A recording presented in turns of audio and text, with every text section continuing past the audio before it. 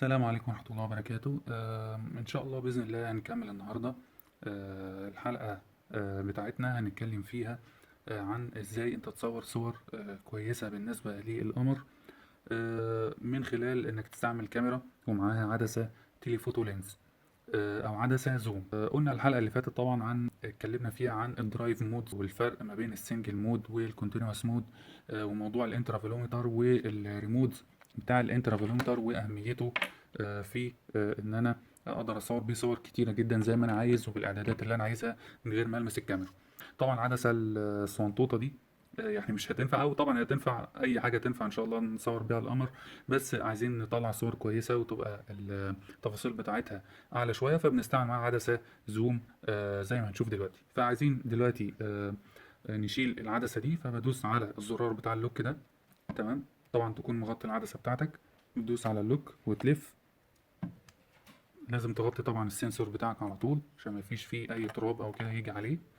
تمام، والعدسه بتاعتك نفسها برضو تحط لها الكفر بتاعها، خلاص. العدسه الزوم اللي احنا هنستعملها ان شاء الله هي عدسه سيجما. تمام، يعني عدسه ما شاء الله ضخمه شويه. تمام، يعني نحاول ان احنا اهي. تمام، نسندها بس كده من قدام.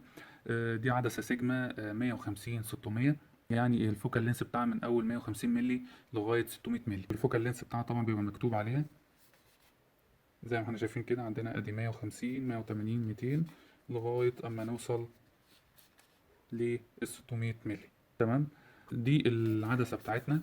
طبعا بتتعامل معاها بحرص شديد جدا، لان العدسات دي يعني يعتبر غالية جدا جدا. يعني ممكن تمن العدسة من دي يعني ممكن يوصل لحوالي 25 او 30 الف جنيه. وطبعا لازم العدسات اللي زي كده طالما انت هتستعملها في تصوير القمر لازم تحط العدسة دي على ترابط يكون قوي جدا عشان يستحمل الوزن بتاع العدسة. لان طبعا لو العدسة يعني وقعت او الترابط ما استحملهاش او كده ومال، حتى يعني ميل بسيط كده هتلاقيه خد الكاميرا بالعدسة بكل حاجة وقع. طبعا ساعتها يعني هيجي لك يعني ذبحة صدرية على طول مفيش فيها كلام تاني يعني. بس بعد الشر ربنا يسلمها يعني يا رب.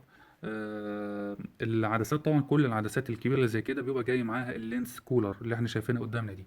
بيبقى فيه زي بليت كده تحت، وزي ما احنا شايفين فيه، نطلع كده لقدام، ده البليت اللي تحت، وفيه زي كولر كده او رينج حوالين العدسه.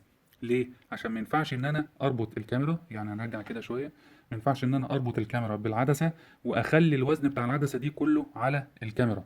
تخيلوا كل العدسه اللي احنا شايفينها دي طبعا هي قد الكاميرا حوالي 4 5 مرات في الوزن. فتخيلوا كل الوزن بتاع العدسه مرتكز على الجزء ده. تمام، بس طبعا اكيد ممكن يتكسر، ممكن العدسه نفسها ما يحصلهاش كونكشن كويس بالنسبه للكهرباء او للباور بتاعها، فطبعا ما تصورش كمان، ما تفتحش معاك الشاتر بتاعها وتوصل وتصور كويس بصوره كويسه، لا.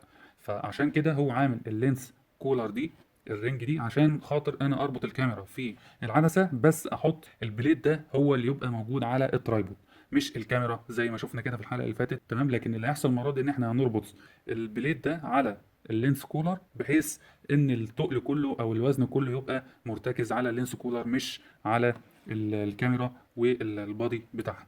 هنبدا نركب دلوقتي العدسه بتاعتنا. هنبدا نفتح الكفر بتاع الكاميرا. تمام، ونبدأ نفتح الكفر بتاع العدسة. تمام، نحط بعد كده يعني نشوف أكيد بيبقى فيه علامة، يعني العلامة اللي هي الحمراء دي. تمام، النقطة اللي هي الحمراء بنحاول إن احنا نركبها مع نفس النقطة الحمراء اللي موجودة على الكاميرا بالطريقة دي كده. تمام. تمام، خلاص كده ركبت معايا وبلفها كده نص لفة بسيطة، فبسمع الصوت اللي احنا سمعناه من شوية، ده معناه ان خلاص كده اتعمل لها لوك. ببدأ بعد كده اشيل بقى العدسة، يعني اما اجي اشيل العدسة زي ما احنا شايفين انا شايلها من عند الجسم بتاعها من هنا، ومن عند برضو اللينس كولر، عشان خاطر ما احملش على الكاميرا، وفي نفس الوقت يبقى السنتر اوف جرافيتي بتاع العدسة كله موجود في الجزء ده. فدايما ابقى شايلها من الجزء اللي موجود في النص ده. ابدا بعد كده احط البليت بالمسمار ده، اربطه مع اللينس كولر من تحت.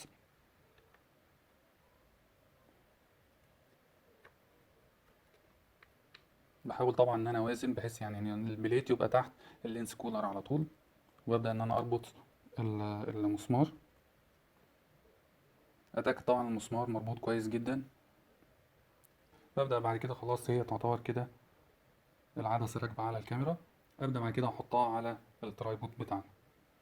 اتاكد يعني ان الترايبود طبعا ثابت ويقدر ان هو يستحمل الوزن بتاع العدسه. بحط اللينس كولر والبليت على البول هيد كده، وابدا ان انا اربط من خلال المسمار ده عشان خاطر طبعا يبقى ماسك في اللينس جدا.